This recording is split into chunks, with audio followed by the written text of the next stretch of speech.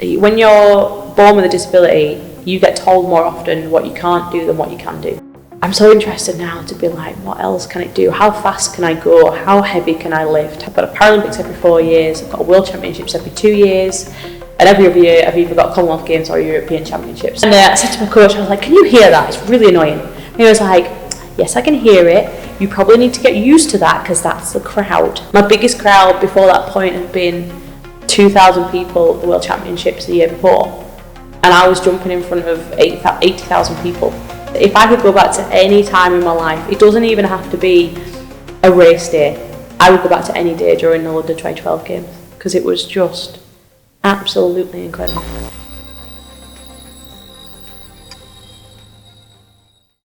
Hi everyone, it's Carl Veltman here, and welcome to the final episode of Season 2 of the Xpert Lounge. In this podcast, we sit down with remarkable individuals who are breaking barriers, overcoming obstacles, and leaving a lasting impact in their fields. Whether you're interested in personal growth, high performance, or stories of true resilience, these conversations are here to inspire. Today, we're entering the world of elite sport to explore what it takes to succeed at the highest level, mentally, physically, and emotionally. Our guest is one of the most decorated Paralympians in British history. She's a world record holder, multiple gold medalist, and a fierce advocate for inclusion, representation, and ambition without limits. Born in Halifax and known around the world as Hurricane Hannah, her journey from early setbacks to global success is one of pure determination. We'll be talking about the moments that defined her, how she stays focused under pressure, and what still drives her to chase greatness on and off the track. I'm thrilled to welcome Hannah Cockroft to the Xpert Lounge podcast. Hi, Hannah. Hello. How are you? I'm very well, thank you. How are you? I'm great. Good. And I'm delighted to have you here in the Xpert Lounge, and I'm really excited to find out a little bit more. Thanks for having me. I mean, as I've said there in the intro, you are regarded as Hurricane Hannah. 9 Paralympic gold medals, 16 World Championship titles. That makes you the most decorated British athlete in history. Yeah. I mean, when you hear that, you know, that's huge, isn't it? So, you know, lots of young people really struggle to stay motivated in sport. What's your secret? What was your secret to staying motivated to such an extent that it led you to where you are? Oh, I think motivation is such a trigger word. We all sit and wait for motivation, and actually it's not there every day. You know, I think people expect that, oh, I get up in the morning and I'm just motivated straight away and I want to get on the track, and I don't. I'm human. I'm like everybody else. I wake up, I look out the window, it's a lovely rainy day like it is today, and I don't want to go on the track. So you have to look outside of motivation. And I think for me, like, some of that is routine. You know, I know that on a Monday I train at 6 p.m. I know that Tuesday I've got to fit 2 sessions in, so I have to do that. You know, there's a routine, as everybody has. You know, you've got to get up, you've got to go to work. I've pretty much got to do the same thing. It just looks a little bit different. And I think a big part of motivation is working out what goals you're going to set yourself, which I think for me, mine are obvious. I've got a Paralympics every 4 years, I've got a World Championships every 2 years, and every other year I've either got Commonwealth Games or European Championships. So there's always something to aim for. And then we break that down further, you know, because 4 years, you know, LA 2028 is 3 years away, which sounds like a long time, but a year has absolutely flown by already. So I kind of have to break that down then to, okay, well, what do I want to achieve? And I'm not afraid to say, you know, at the beginning of the career, like, I've been racing 18 years now, I've been racing 15 years internationally. It was gold medals. I want to win gold here, I want to win gold here, I want to win gold here, and as much as they are still the main target, you know, they're the ones that you can list, they're the ones that people remember and recognise. For me, I think motivation's had to change a lot throughout my career. You know, what happens when you're not winning gold? It's very hard to find the motivation then, because you go, oh, silver will do, kind of thing. You still want the gold, but it's not enough of a want to get you there. And I think I learned during COVID that chasing physical things, it's not that big of a motivator, especially when during COVID that just disappeared. You know, there were no races, there was nothing to compete for, and yet I still wanted to train. And I think now, to be honest, my motivation is myself. I am so interested in working out this body that, when you're born with a disability, you get told more often what you can't do than what you can do. Yeah. And I have done so many things that I was told I would just never do. I'm so interested now to be like, what else can it do? How fast can I go? How heavy can I lift? How far can I push myself until I break? And maybe it's a bit sadistic, you know, maybe it is a bit, but I genuinely believe I can be the first girl to break 16 seconds. I genuinely think I can win more gold medals. I really do believe I can go quicker. So if the motivation's not there one day, you've kind of just got to force yourself out, stick to those routines and do the work to make sure that those smaller goals come true. Yeah, and I think you touched on something else there, that believing that you can. Absolutely. I actually think believing you can win something, believing you can do something is 50% of doing it. I mean, I'm going to let you into a little secret. I got into my gym stuff last night and I spent 3 hours sat on the sofa trying to find the motivation to go in and do some exercise. So, I share that challenge sometimes. But you're no different. I do that as well. You know, I get up, I get dressed. I'm like, yeah, if I get dressed, I'll go training. And just sometimes you just can't be bothered. It's normal and it's human. But I think you're right. Yeah. Having a routine, a schedule, and planning things out in advance, because otherwise your goals and your targets become murky. And they're not clear in your mind, and then that impacts on that motivation, doesn't it? Yeah, and I think when they seem too big, your head some days, if you're having a bad day, you just go, well, it's too big for me, it's not possible, what's the point? Whereas if it's something much smaller, you know, even if you refer it to real life, you go to tidy a whole room and you go, this is too much, how am I ever going to get this tidy? You clean one cupboard and you suddenly go, right, okay, this is how I'm going to do it. And it's just breaking it down into small goals. And I think the other important bit is you've got to enjoy it. You know, I love being in the race chair. I love what I do. Some days I don't love it. You know, I get up and I'm like, oh, I don't want to get in the race chair today. And as soon as I get in it, I enjoy the session. There's never been a session that I've been like, oh, I hated that from start to finish. That's a lie. Maybe a half marathon. I'm like, I want to get out now. But I think that's the amazing thing about sport and exercise. You know, it's my job to get in the race chair, so I don't get that much of a choice, but I still have a choice. You know, I can either get in the chair, or I can go to the gym, or I can cross train. So I can go on the hand cycle, or I can go on the ski erg. Anybody else, you know, if you're losing that motivation, I don't want to go to the gym today. Okay, fine. Meet a friend and go for a walk, go for a run, go swimming, book a class, whatever it is. Enjoy it, and it won't. You know, the motivation will find you because you're like, it's fun. I think you're absolutely right. I think sometimes the key, well, certainly for me, I'm talking to an elite athlete here and sharing my own fitness journey. I've got more in common with you than I thought I would have, because I did a half marathon and also felt like I wanted to stop partway through. But it's that getting started, make a start. You know, if things feel too big, do something, and what you usually find is once you've started, actually you gain that momentum, you get that traction, and then you're on your way. Absolutely, it's about making that first step.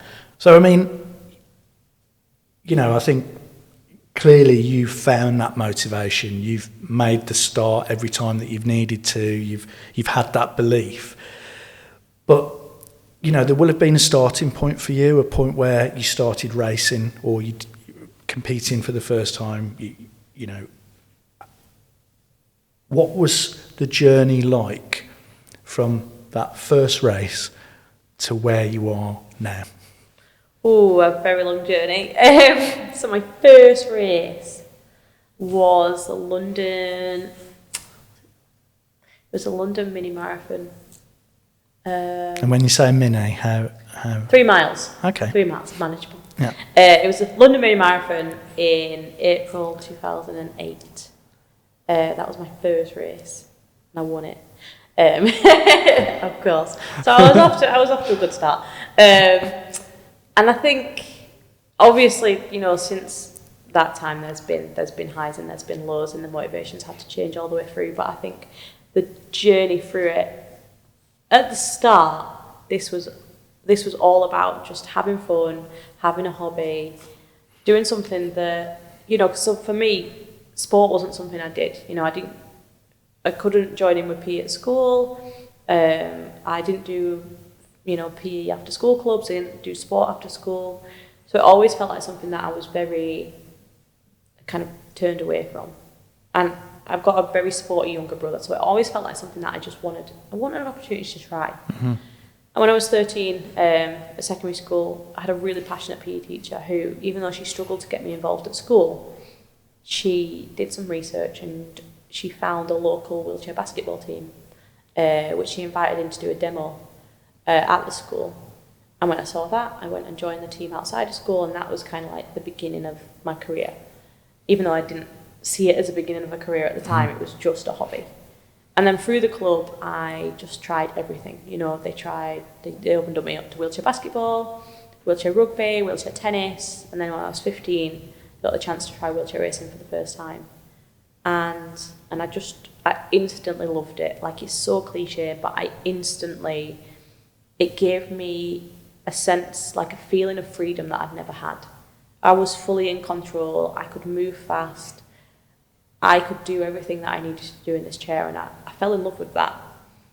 But it wasn't to a point where I was like, I want to be a Paralympian, I'm going to be a Paralympic champion. Like, I'd never heard of the Paralympic Games, I couldn't name you a Paralympian, I just enjoyed what was right in front of me. Mm-hmm. And I think that was almost the secret ingredient for me. It wasn't having these giant goals, it was just, I enjoy this, I'm going to do it. So I just entered races. So I won the mini marathon, then I raced at the school games, I won gold there. Then in end of 2008, I got talent spotted for the Great Britain team. Again, not like that I was targeting that, but at the time, I think I was right place, right time in a lot of this. There was a real shortage of women within the sport. We'd obviously just won the bid for London 2012, so Britain were really pushing to get as many people into athletics, into any sport that they could.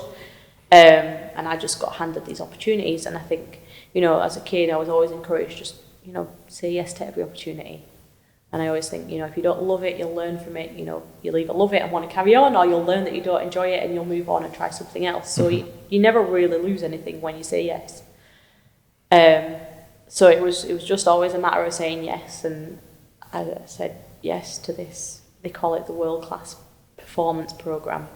So they don't call it the Paralympic team, but then you turn up to the first meeting and you find yourself sat with the whole British Paralympic team, which was a bit alien. I mean, just on that, you what a great attitude, to say yes. But there must be times where things seem daunting or overwhelming, and it would be easier to say no. Oh, 100%, yeah. I nearly said no to the mini marathon because I'd never road raced before. I didn't train on the roads. How do I push it? But my dad was like, it's fine, we'll go down together, we'll just figure it out.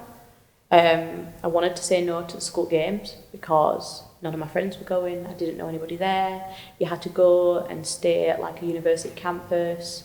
And I was like 16 years old, and it just seemed a lot. But mum and dad again were like, it's fine, we'll be a phone call away, like, just go and try it.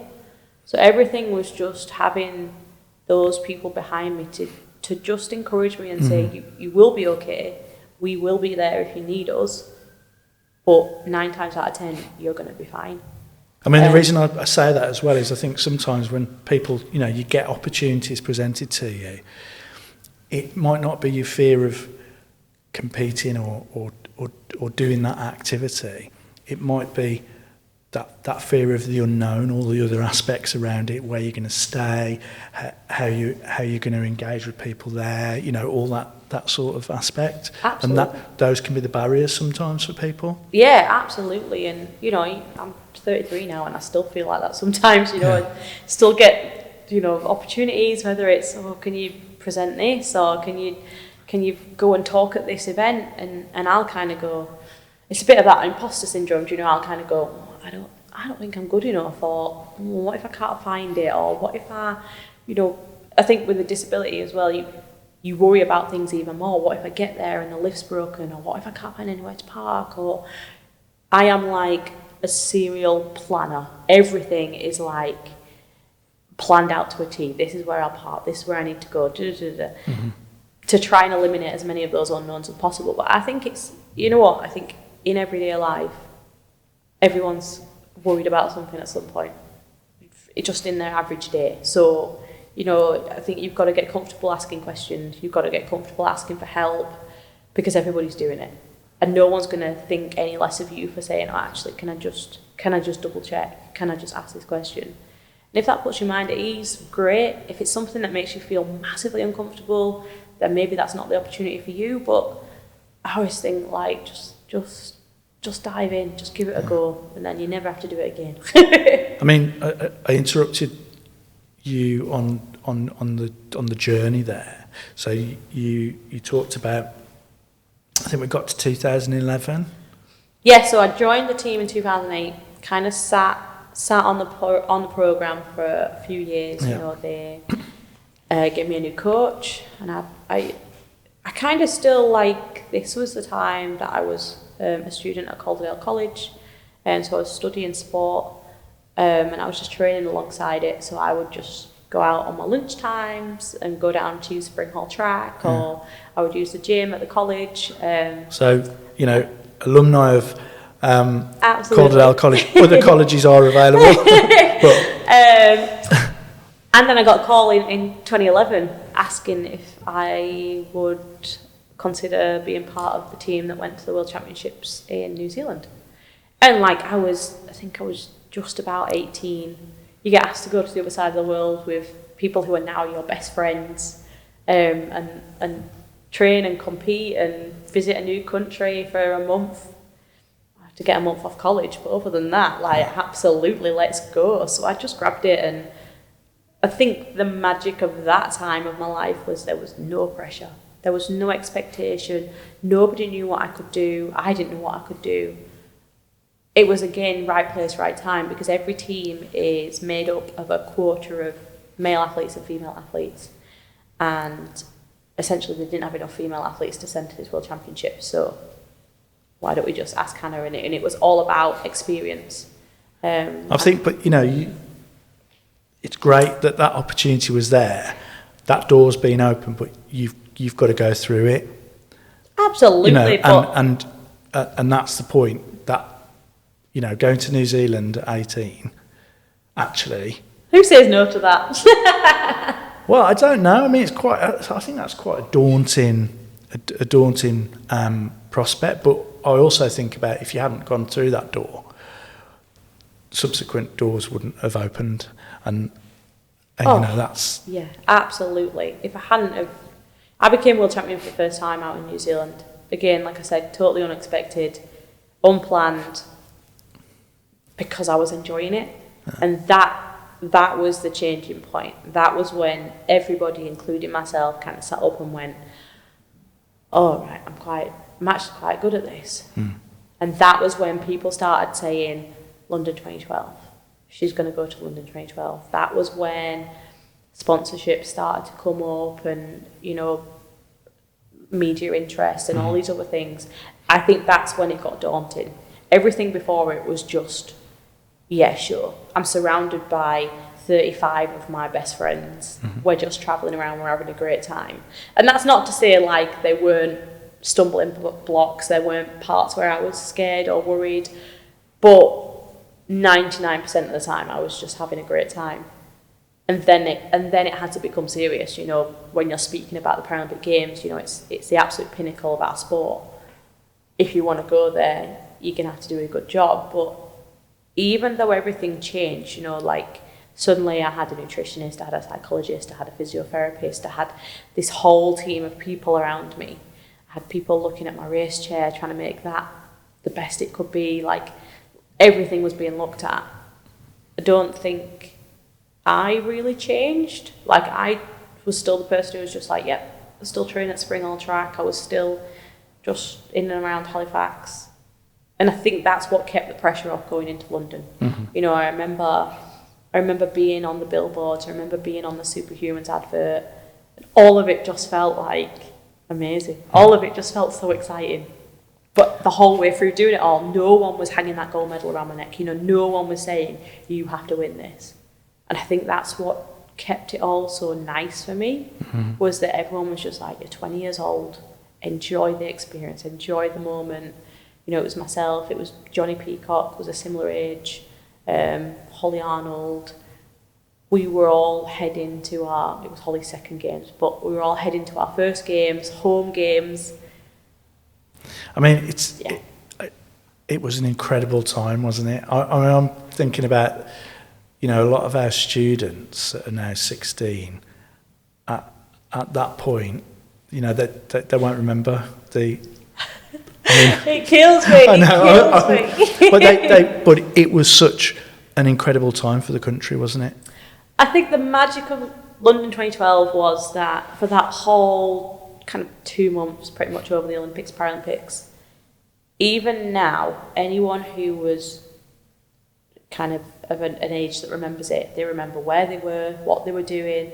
You know, even if they weren't in London or even if they weren't at the games, oh, I remember where I was when you won your gold. Oh, I was doing this. And it's amazing. I'm slowly meeting, I think, every room I go into, someone goes, I was there that night you won gold.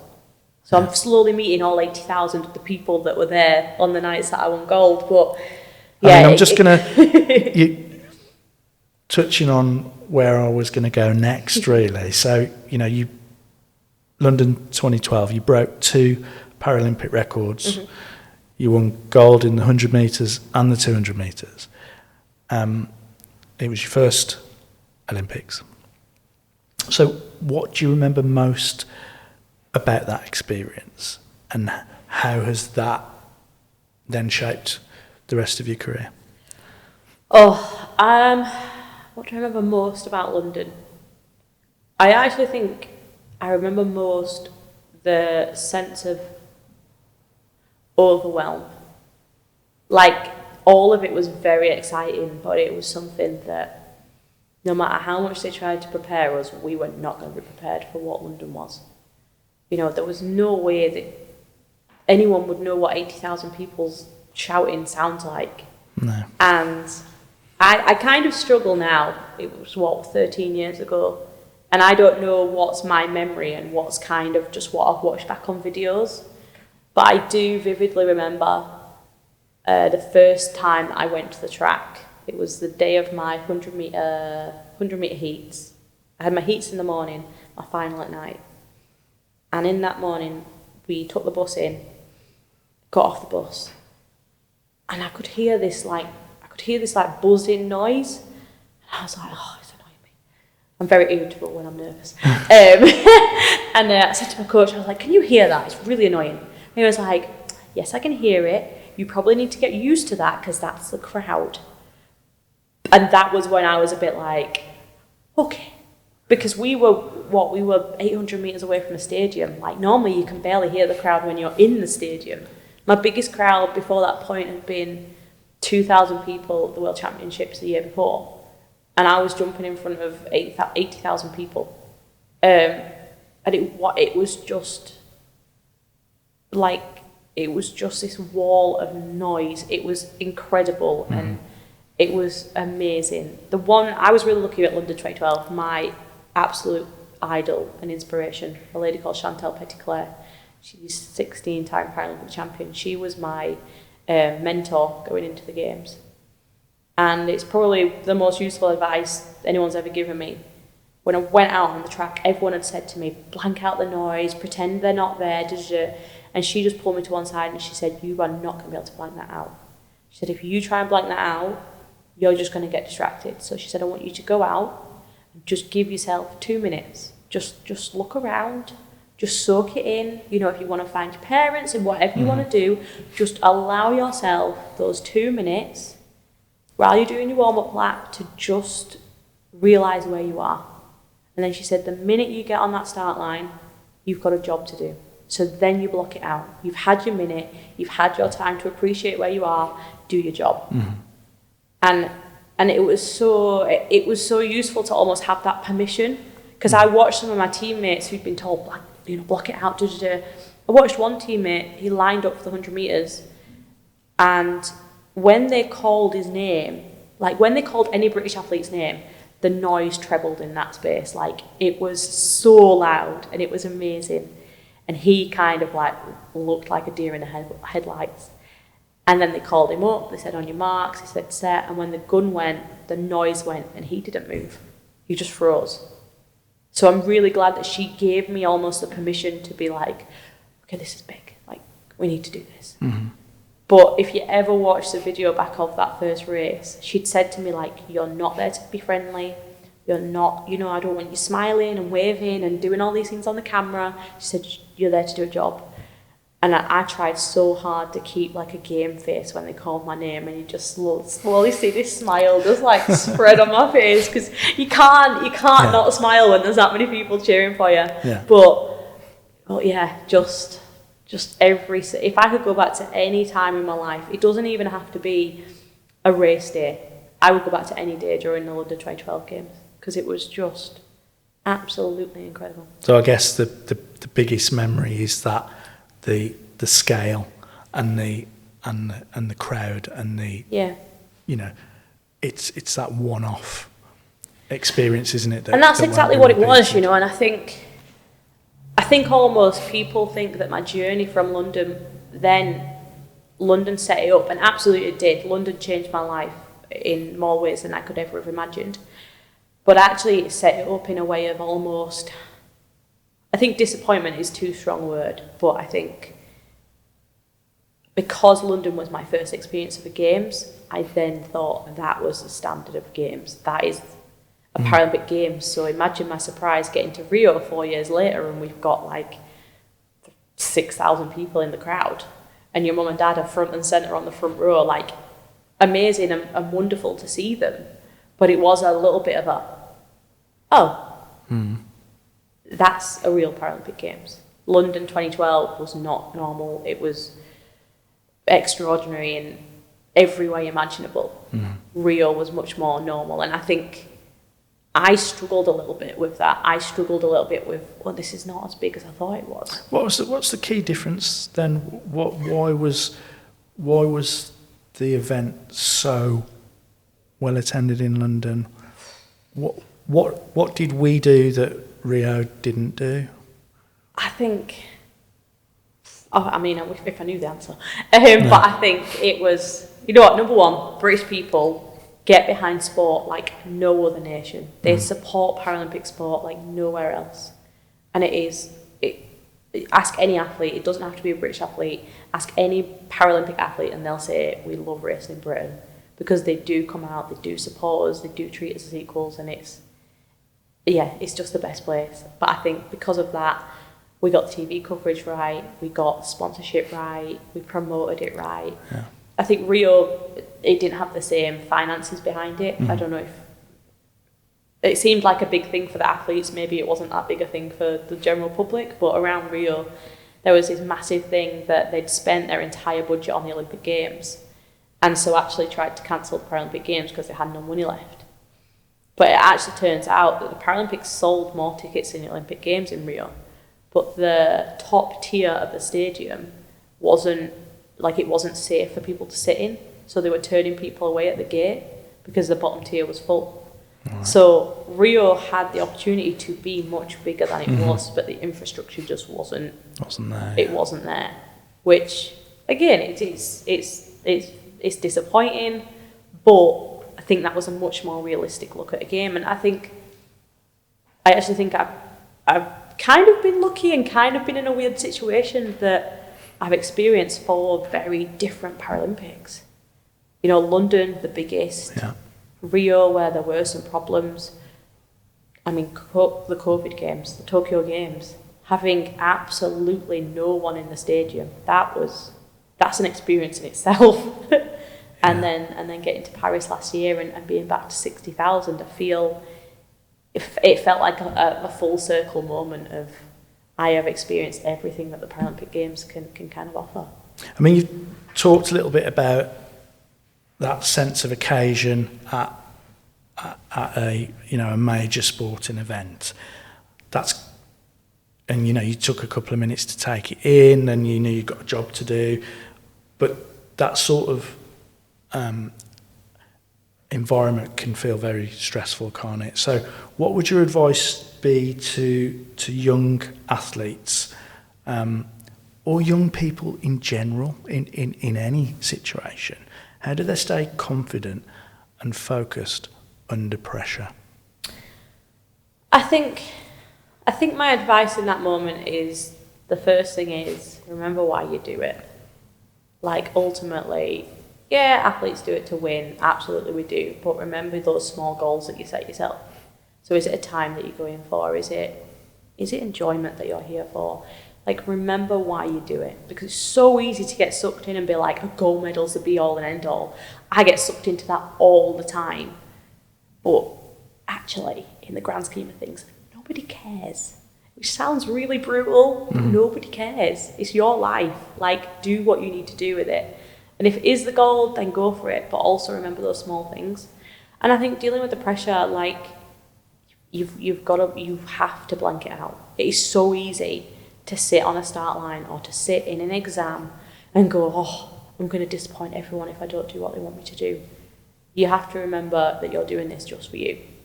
And it is really super difficult. But if you do just look back on those small goals and actually just tick off, like, what have I done to get here? Do you know what I mean? Like, for me to get to Paralympic Games, I'd become world champion, I'd broken a world record, I'd done all these things. And actually to do those things, I've trained 6 days a week, 9 sessions a week.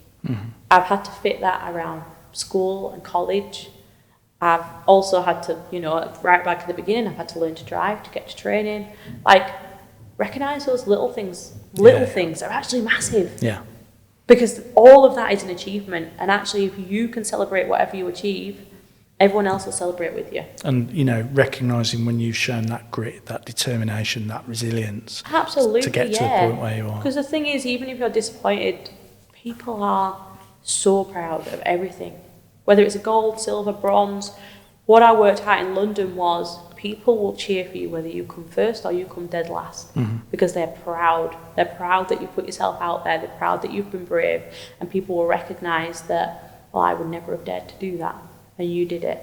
So people will always cheer for you. So look out for your cheerleaders and keep them on side. I mean, you've touched on having a mentor through 2012 London Games. Is there another mentor that has influenced you, and what lesson have you took from them that stuck with you? Oh, I've had so many mentors in my career, so many, or even outside of my career, my first basketball coach, Malcolm Keelty, who just opened so many doors for me and guided me through them. My first coach, a guy called Peter Erickson, probably gave me one of my best pieces of advice. And it was in a time where, kind of between London and Rio, I was getting really worked up about, I'm not going quick enough, I'm not breaking enough world records, I'm not accelerating quick enough, I'm not improving. And he just stepped back, and it was just before World Championships, and he just went, what time did Chantel win the 800 metres in Sydney? And I was like, I don't know. And he went, okay, what time did, and he listed all these athletes and all these events, and I couldn't tell him what time they'd won it in. Because realistically, everyone can only name the time that Usain Bolt won the men's 100 metres in. Anybody else, you probably have no idea. You know if they won gold, silver or bronze, but you don't know what time. And he said, nobody remembers the time, everyone remembers the medal. And sometimes we just have to focus on one piece of the puzzle. Absolutely, I always want to go quicker. I always want to get that world record. I always want to show I'm improving. But sometimes that is not the important part of the puzzle. And I think at a very early point in my career, he taught me that when I'm on that start line in kit, in a British kit, you're there for medals. That's what we get judged on. That's what we get funded from. So many things hang on that medal. Doesn't matter what time you do it in. Because actually a lot of races are tactical, they slow it down, they make sure you're in the right place, they're playing games. It's not going to be a fast race. So no one remembers times, everyone remembers medals. So it doesn't matter how long it takes you to get there, as long as you get there. That's when people remember it. And I think, that's the thing that I've always carried with me. And I think advice that people can apply in any situation, really. In anything, whatever it is, if it's worth doing, it's worth putting your time into. And some people will do it really quick, and other people will take the time to do it, And I was lucky. I won my first Paralympic gold within 5 years of my career. Some of my friends are 20 years in and still trying, but they'll get it. And it will mean just as much as me getting it in 5 years as it will them doing it in 20. So whatever it is, whatever your goal is, everyone will remember it when you get there. Now, you're obviously a huge advocate for equality, championing equal awards for Paralympians and inspiring the next generation of elite athletes. What do you hope to see change in the coming years for young people and all future Paralympians? Oh, how long have you got? I want to change so many things. I think the big one is I just want to make Paralympics easier to get into. I took my coaching qualifications just after COVID. So I now coach a 19-year-old girl. And I realised in that in becoming an athletics coach, they do not cover Paralympic sport at all. And then we step back and go, why is there no grassroots of Paralympic sport? Well, there's the answer. So I want to make grassroots, I want to make it so that kids can go down to their local Harriers group, their local whatever club, and there is some kind of provision, because as a disabled child, it is so difficult to take those first steps into sport. That was a massive barrier for me, that there was nowhere that kind of just welcomed me in. And that can very quickly make you feel like, well, I'm not welcome in this world. And sport is for everybody. It's for old, it's for young, it's for able, disabled, black, white, whatever. Everyone can do and everyone can be part of some kind of sport. So I want to change that.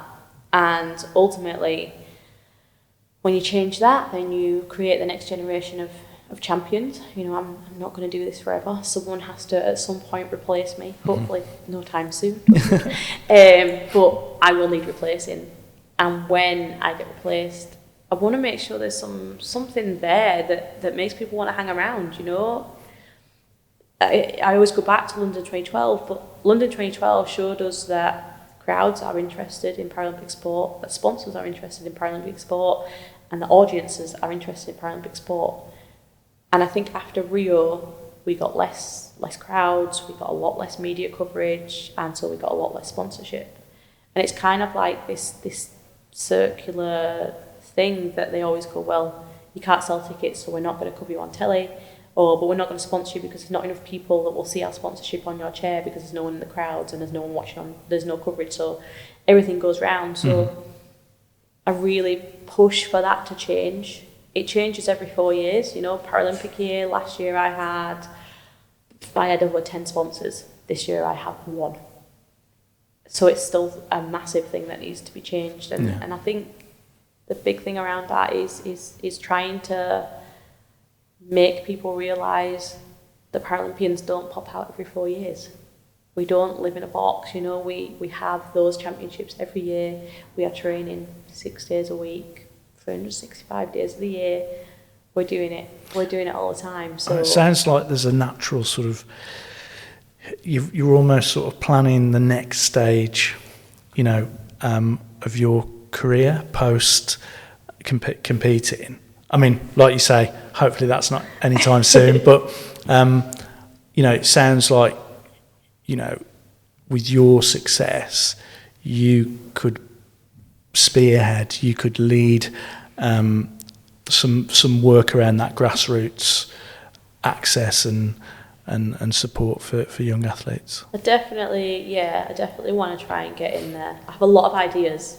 My issue at the moment is time. I have a lot of ideas though, and what you need, Hannah, is a local partner, and the college is perfectly placed to do this, but to develop some sort of access, some participation, some programme to bring young people in. I like this idea. This sounds great. I mean, the perfect segue into my next question, which is, as someone from Halifax, a hometown hero, how do you stay grounded and connected to your roots while, having that global success, Paris, Tokyo, Rio, how do you stay grounded? You know what, I think I'll always be a Yorkshire girl, and you can't take that out of one. I don't think you can take the girl out of Halifax, but you can't take the Halifax out of the girl. I think I am very passionate about my hometown. I'm a deputy lieutenant of West Yorkshire. I am a patron of Peace Hall. I'm a patron of several Yorkshire charities. I try and give back as much as the town gave to me, which obviously ebbs and flows. I don't always have that much time, but I just find it amazing. Like, I get emails, especially at this time of year, August that we're recording, and I get so many schools like, oh, we're naming our class after you this year, or I've obviously got my 2 post boxes, I've got there's so much of me in Halifax. We've got a hall named after me at Calderdale College. You have? A sports hall. There's so much of me in Halifax. And I think that's why it's so important for me to try and give back, to try and, anything that comes in that's local, I always try and be there. I always try and say yes, because I think that's so important. It's so important for young people from this town to see what they can achieve. Yeah. We're so quick to shoot young people down and say, oh, they just want to do bad things. They've got they have no dreams. They've got no aspirations. They have, absolutely they have. But we're not opening the doors for them. So any way that I can show them, look, I'm a girl from Halifax, this is what I've done, you can do it too, then I'll absolutely grab that and run with it and do anything I can to support it, because young people can do amazing things, and young people are going to be the people that make the changes that I'm asking for. So we've got to support them, and then they'll support us in return. I mean, we were chatting before we started recording. You actually got married in Halifax? I did, yes. And I believe your husband is also an athlete, He right? is. So I always like to throw a little question in. Is there any competition between the two of you? Is it a little bit competitive, or is it wholly supportive in the true sense? We are absolutely supportive of each other. Like, Nathan is Commonwealth champion in the 1500 metres, but my medal cabinet is much fuller than his, which I remind him of at any time. But he is without doubt, he is quicker than me. Yeah. So we are very supportive in the fact that he's always, trying to give me little tips, even though I get a bit ratty. I'm like, but we are competitive over silly little things, like who can. I mean, it's great things like who can wash up quickest. Oh no, you did it, well done. But we can be very competitive, but I think we are really supportive of each other, and it's amazing getting to travel the world with my best friend and do what we love together. So it's a pretty special place to be. Yeah, and a little bit of competition never hurt anyone. Absolutely not. No. So I've got a couple of things really that I want to touch on before we come to the end. So we've looked back through your career, but looking forward now to LA, 2028. You've broken limits at every Paralympic Games. What are the records now that you still want to conquer? So At the moment, in my head, I have 2 goals that I want to achieve. First is to hold every title at the same time. I don't currently hold the European Championship title. The last Europeans were in... Oh, you tested me. I actually don't know when the last Europeans were. That's terrible, isn't it? 2021, I want to say, but I missed them to do the World Championships instead. Okay. So I'm not currently the European champion. So I need to, and I don't even know when the next European Championships are. They're supposed to be next year, but they haven't been announced yet. But I'd like to hold all 4 titles at the same time. So I am currently Commonwealth champion, World champion, and Paralympic champion. And as I said, I want to be the first girl to break 16 seconds. My world record currently stands at 16.27 seconds, which sounds like nothing, but that 27 is taken me a lot to get rid of. Yeah, I promise you, it doesn't sound like nothing to me. You've talked about some of those highlights. If you had to pick one goosebump moment, and you can't have going out at London 2012. Oh, okay. What? You know what? Oh, okay. I still can't. I think outside of London 2012, it is actually probably Paris, but I think for very similar reasons to London, because I'd experienced obviously a quieter games at Rio and then a silent games at Tokyo. I built Paris up a lot. Like I really wanted Paris to be something special, and it was. Mm-hmm. And after my last race, the 800 metres, people don't realise, people think that when you win the race, you have all this time to just soak it in and be like, I'm Paralympic champion.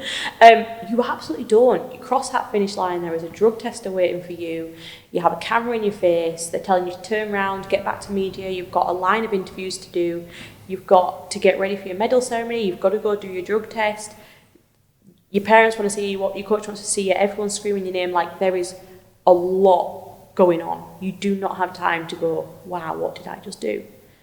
And actually in Paris, after my last race, they kind of pulled me off to do my media, and I actually just said, can you just give me 1 minute? And I just sat and I just looked at the crowd, and I'm so glad I did it, and I think I will eternally be glad that I took that moment, because that was the minute that I was like, wow, listen to that noise, like I might never get that again. There's no guarantee that I'll get to LA. If I do get to LA, there's no guarantee there'll be a crowd. So yeah, that was my like, wow, 60,000 people just watched me do it again. And I think actually on the reverse of that, the only other moment that springs to mind, in 2023, I raced at a small meet in Dubai, and I became the fastest British woman over the 800 metres ever, able-bodied or Paralympic. I did a 1:44 something, 1:44.45. And at the time I did it, because it was such a small meet, there wasn't a clock on the track, so I had no idea what time I did. Yeah. And when the results came through on my phone on the bus home, and I was just sat on the bus, like all the athletes were tired, like had their music on, and I literally just sat and just had a little cry to myself, because I was like, I'm the fastest athlete in the world with my disability, but I was the fastest athlete in Britain, disabled or not. And I just was like, I never thought that I would have that next to my name. Someone has since beaten it, but just to have held that, and that was a totally personal moment, I didn't share that with anybody. I'd actually just parted ways with my coach a few months earlier. And I just texted her, I literally just put, this was my time, we did it. And that's all I put. And yeah, I think that's one moment that I was just like, wow. Yeah. Well, look, you said there's no guarantee you'll get to LA.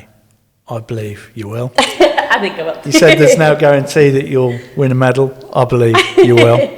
And, you've said someone else has since won that record. I believe you're going to win it. You're going to win it back.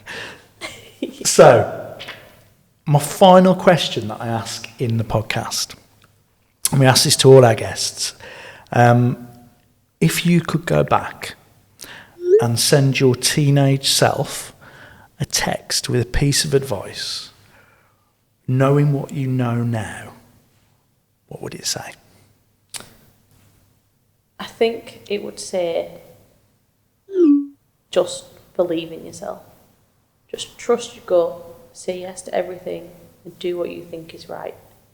Because it's so easy in this world to worry about what other people think, to over-listen to advice, to ask too many people, to worry. Like, I am one of those people who's just like, oh, do you think? I recently heard a thing that said, if it's not a yes, it's a no. If it's not a hell yes, it's a no. I'd tell myself that. If it's not a hell yes, it's a no. Because 9 times out of 10, if I want to do it, I'm like, yeah, I know, I want to do this. Yeah. And if it's not worth your time. So if it's not hell yes, it's a no. Brilliant advice. Look, it's been fantastic to meet you. Super delighted that I've got to talk to you and hear from you about those phenomenal experiences and the achievements that you've had. And I hope that, you know, Halifax and the college get to celebrate with you and work with you more in the future. Thank you so much for having me. No problem. Thank you. Thank you.